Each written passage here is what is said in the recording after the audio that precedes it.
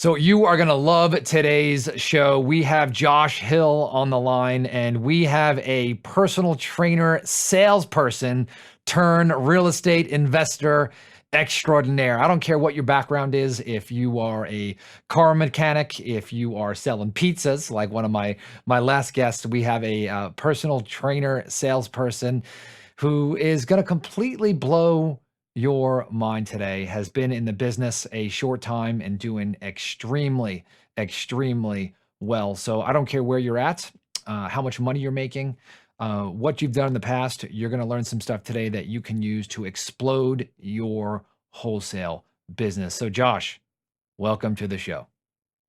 Welcome, man. Great to be on. Appreciate you having me.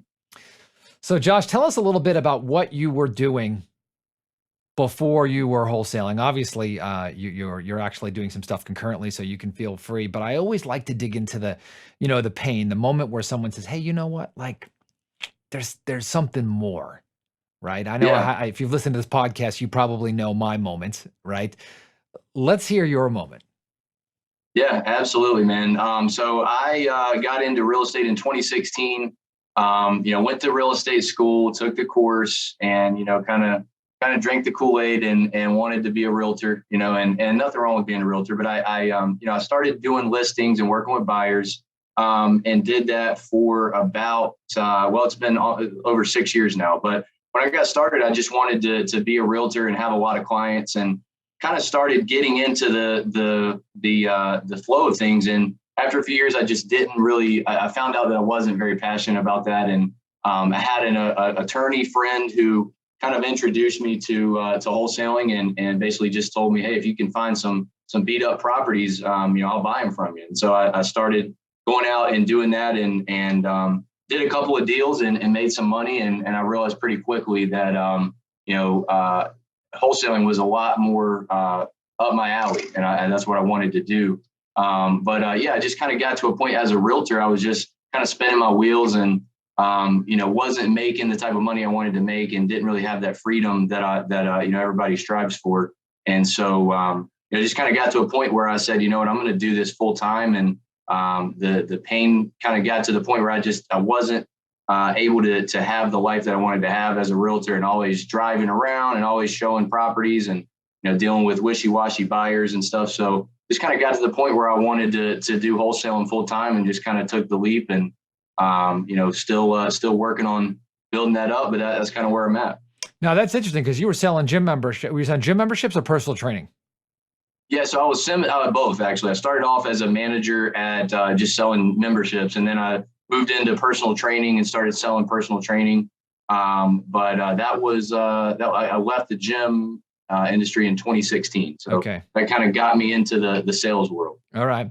Well, I'll tell you, this story is interesting, because I actually, my degree, if you want to call it that, was in exercise science. And I was actually working at a gym selling memberships. And I remember my dad, I was in Michigan at the time, a year after college. And my dad came to visit me, and I was like, "Oh, Dad, I want to show you what I'm doing," and looking all around. And I could tell he was like following me around the gym. And I was kind of proud about what I was doing, I guess, at the time, and he looked at me and he says, "Son, is this what you want to do the rest of your life?" And I looked him straight in the eye and I said, "No." Right. And so that was the moment where I just said, "Hey, this whole thing I just did in college, that's not for me." So ironically, we share a little bit of a turning point moment. Absolutely.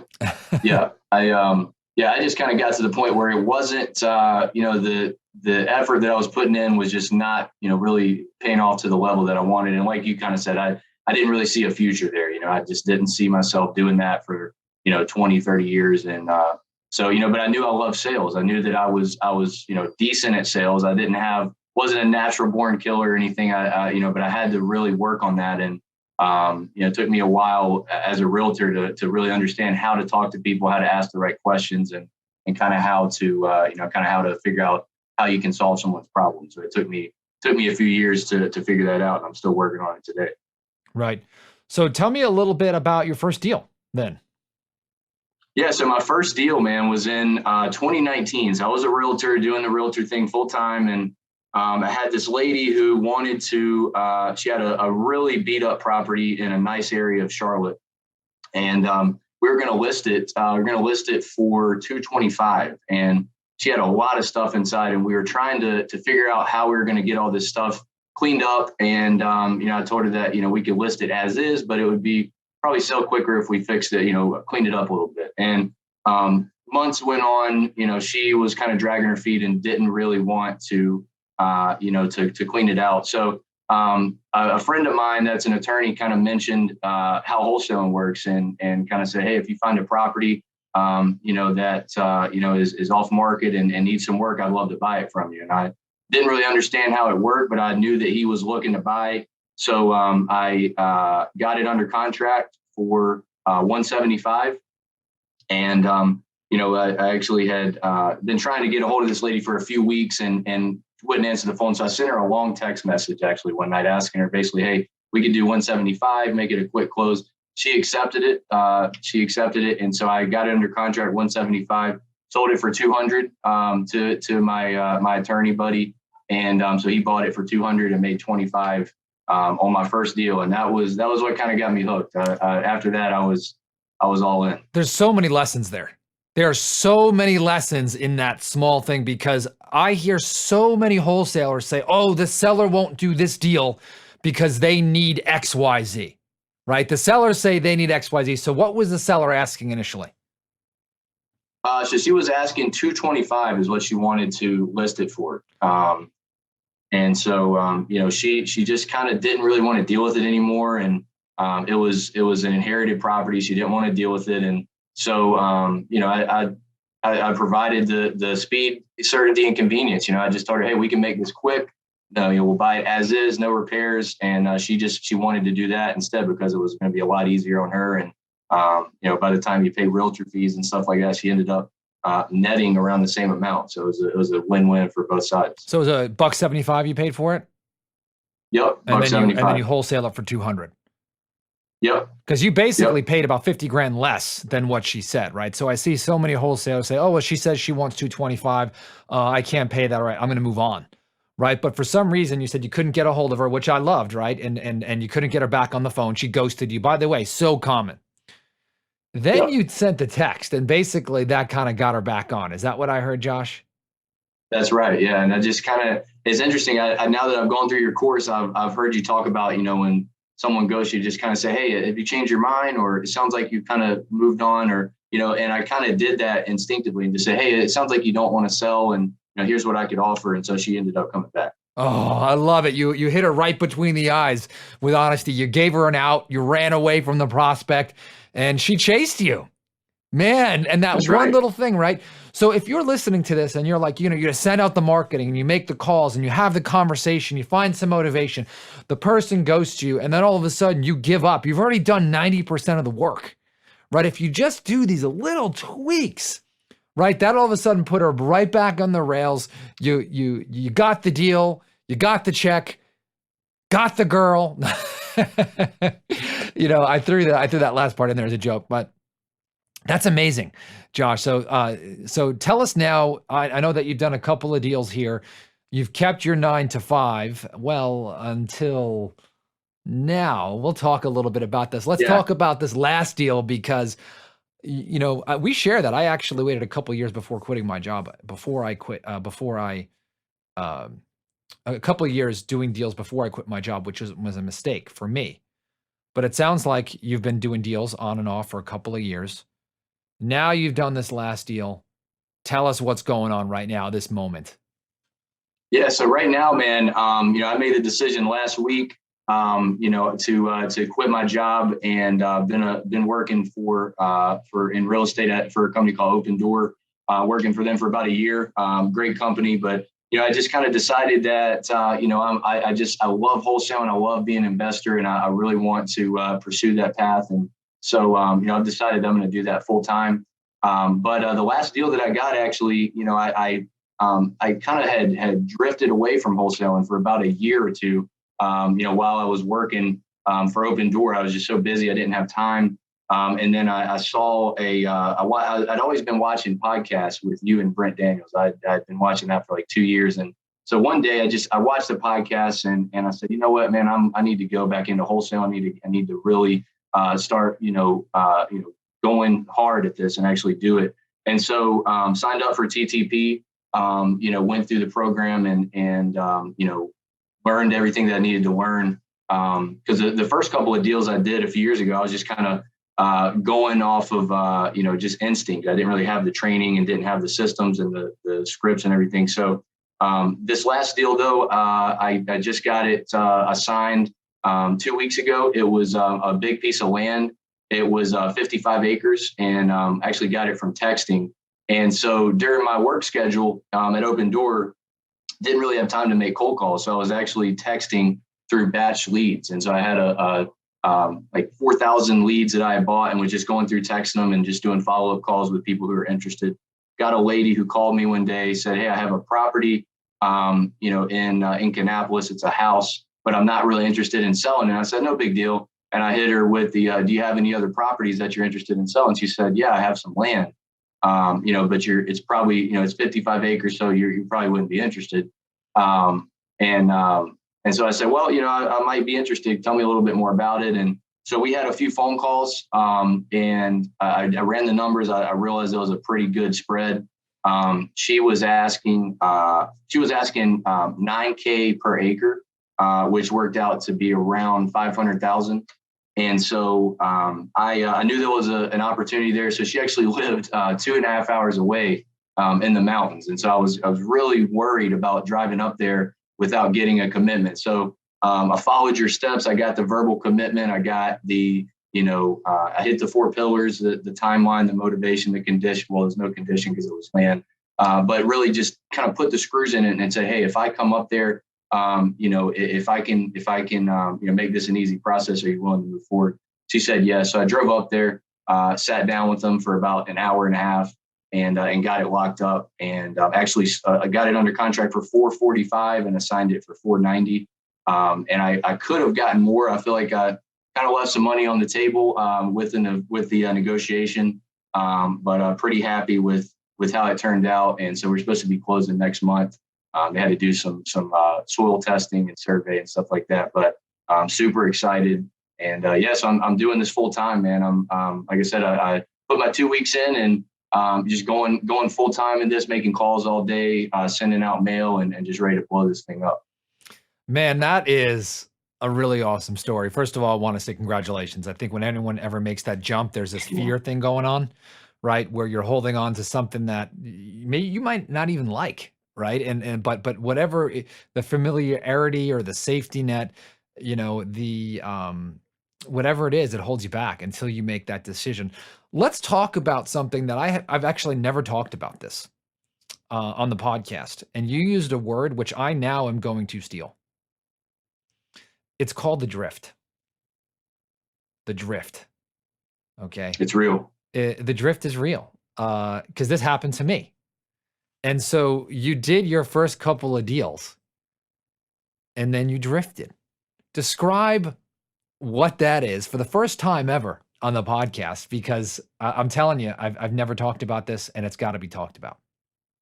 Yeah, I mean, so I initially, when I first made my first 25 grand, I was ecstatic. I was so happy, and it was just going all out, telling all my friends, and it was really just going full speed. And I just kind of just started getting lackadaisical with like my marketing, and just kind of rested on my laurels for a few months, and then that turned into more months, and then it turned into a year, then it turned into 2 years. The next thing you know, I'm just completely out of wholesaling, and I was just back to being a realtor. I didn't really know how to scale anything. I didn't know how to, I should have just continued doing what I was doing to get to that point. I've heard you talk about in the course about how, don't get away from what got you the deal. Just keep doing what you're doing. And I kind of drifted away. Like you said, I just, it wasn't that my motivation dropped. It was just that I kind of got comfortable and just got kind of sucked back into the realtor daily schedule. And the next thing you know, a couple of years had gone by and I hadn't done any more deals. So it kind of woke me up with this last one when I got the 45K one that I did a few weeks ago. I just said, you know what, never again. Not doing this again. I'm taking advantage of this and I'm moving full speed ahead. So the drift is real.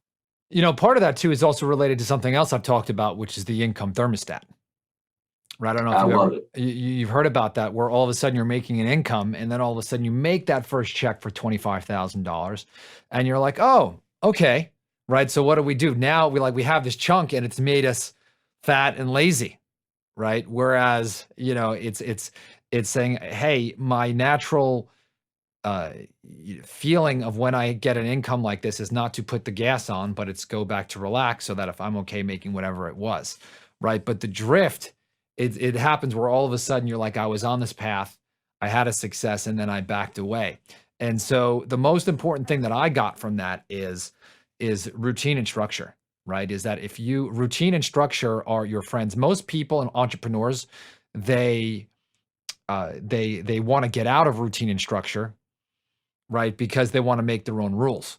The problem is those rules actually make you highly productive, right? So you have to make those own rules so that they will benefit you, right? So part of that may be the marketing and the calling and the follow up and the offers and stuff like that. But when you're working on your own, it's so easy to drift right away from that. So that is awesome. Absolutely. 2 weeks notice. Your business next year, my prediction is going to be 7 figures. So congratulations. Let's go.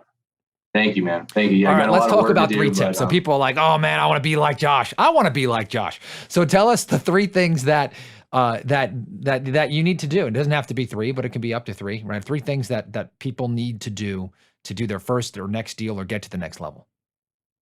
Well, not to be too simple, but you just got to talk to people. Got the TTP shirt on. You got to be in front of people. You got to talk to people. That's something I've really always been, real big on. Even when I was a realtor, I built my, I wasn't killing it in real estate, but I was selling, $4 or $5 million a year in real estate, not making a ton of money, but doing pretty well for a kid in his 20s. And I was doing that through cold calling. I didn't have a lot of people. I didn't know a lot of people. So, I was just getting on the phone and on the dialer every day on Mojo. And so I would say just talk to as many people as you can every day. Just have those conversations. And like you've talked about before, Todd, just building those reps up. You can't expect to come out and be great at something unless you're going to be willing to put in the reps. So I would say, talk to people, talk to as many people as you can every day. You'll get better. And then consistency, like you just said, just having a schedule. Sticking to that schedule and making sure that your marketing gets out, despite you. Sometimes even when you don't necessarily feel like it, get on the phones, do the follow-up calls. And then I think this is probably the biggest one that I'm 31 now. It took me a while to really learn this one, is the people that you spend time with, whenever you're not working. I think that's a huge thing that most people don't understand. They work really hard, and then on the weekends they go and maybe hang out with people who are not doing the same things that they're doing. And I think it's important to associate yourself with people who are winning on the level that you want to be winning on. I think that's huge. That's awesome. Well, thank you so much, Josh. By the way, if you want to reach out and you want to be in a community of real estate investors, I spent a lot of time in the wholesaling and Facebook groups, and you can catch up with me there. Also, if you want a copy of the same motivated seller script that we use, you can go to nolimitsrealestateinvesting.com/script. That's the same exact script we use to lock up over 1,300 deals, actually close to 1,400 now in our real estate business. So Josh, congratulations. Can't wait to see our success, and thanks for being on the show. Thank you, man.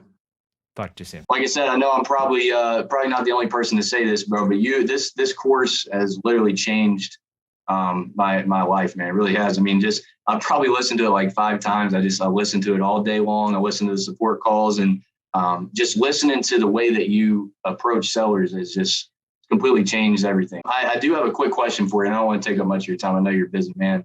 I know you had mentioned before that you're a big fan of direct mail. I am. I've never been in the direct mail space, and I've always been, like I said, a cold caller and texting.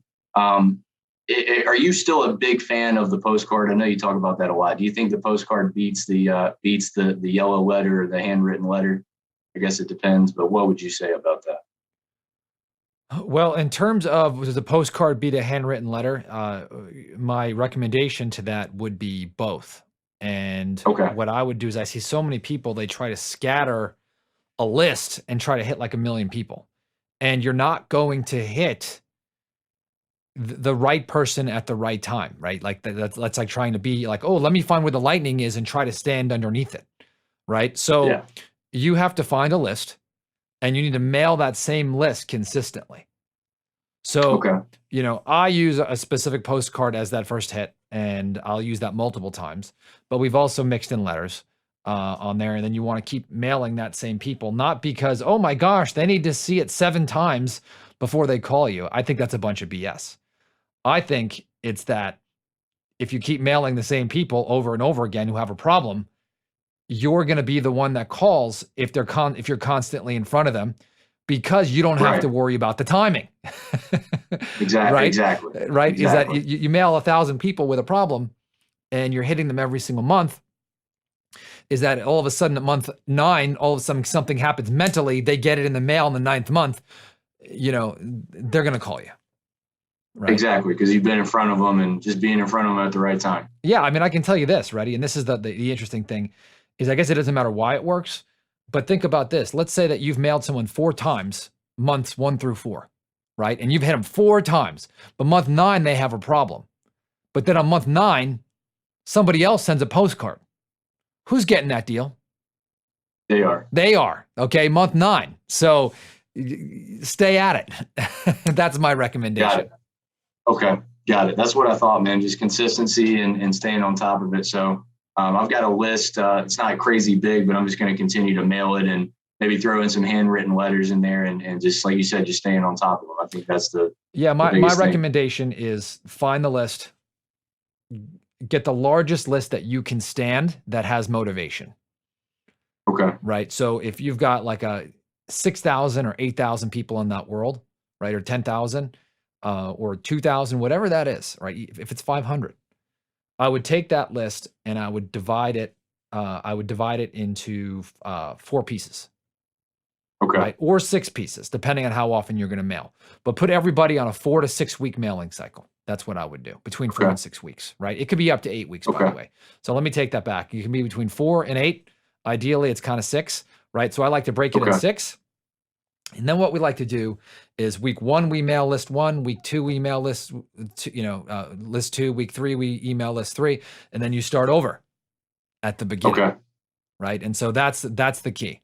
And so you'll find when you do that, you don't want like a huge influx of calls. We just like drip, drip, steady, drip, drip. Yep. A nice steady stream. Awesome. Awesome. Cool, man. Well, I appreciate it, man. That is super helpful. And like I said, man, I think you need to go up on your price. Like, I feel like I robbed you. That was the craziest thing. Like, I've gotten so much value. It's just crazy, man. Like I love TTP, and I've learned a lot as far as systems and processes. And Brent has completely changed my mindset and everything. And with your script and the way that I'm talking to people now, I'm just so much more confident, and it's just completely different from the way that I used to kind of, be like, I wasn't a beggar, but I was always just super worried about what they thought, and, always trying to please, please, please. And now it's just, hey, no one in the business, no big deal. And I just love it, man. I love everything about the entire system. Awesome. Well, thanks, my man. I'll talk to you soon. Yeah, appreciate it, man. Good luck. Yeah, thanks so much, Todd. Have a good one.